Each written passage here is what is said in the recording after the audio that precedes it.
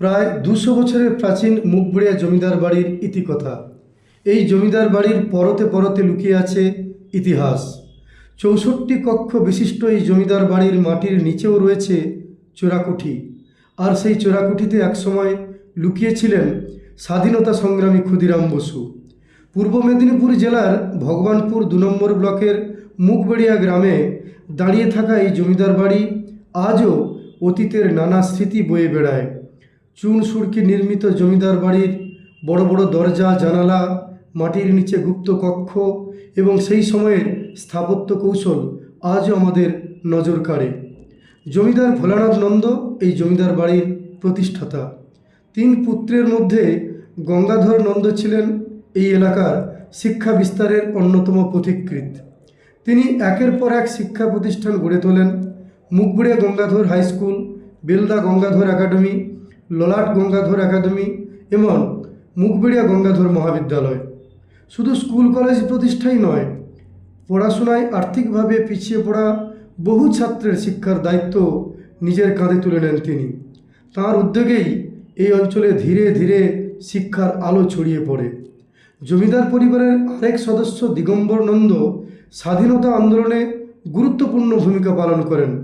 বঙ্গভঙ্গ আন্দোলনের সময় তিনি সক্রিয়ভাবে আন্দোলনে অংশ নেন এবং বিদেশি দ্রব্য বয়কটের নেতৃত্ব দেন।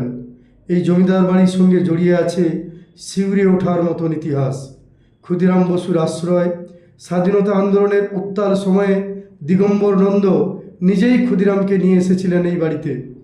মাটির নিচের রহস্যময় চোরাকুঠিতে বহুদিন লুকিয়েছিলেন ক্ষুদিরাম।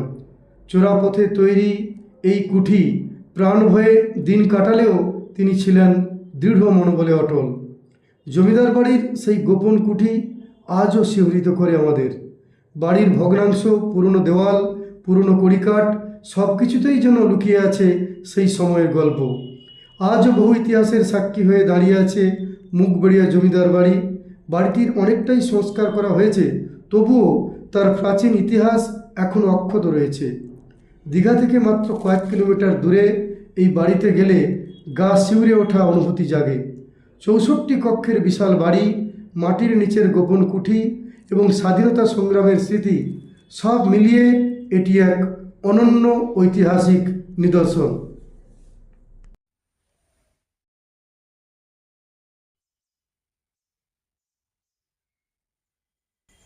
বলছি আপনার নাম?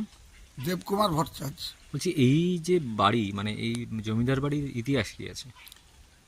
ইতিহাস বলতে এরা তো উড়িষ্যা থেকে এসছিলেন অপ্রতিমানন্দ।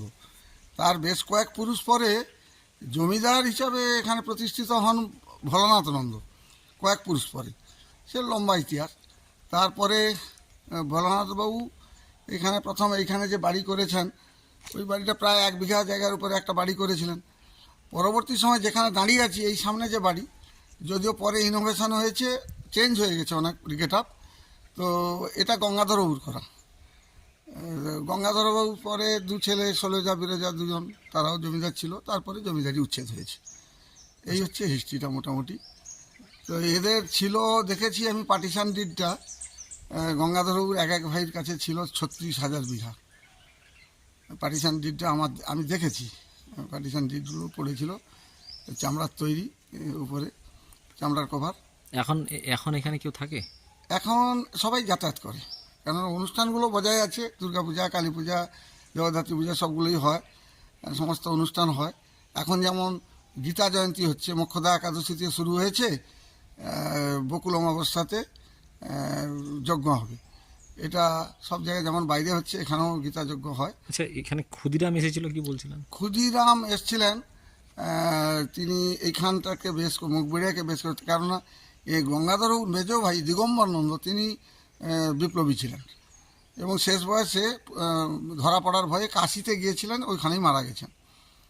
তো তার সঙ্গে অনেক বিপ্লবীদের যোগাযোগ ছিল।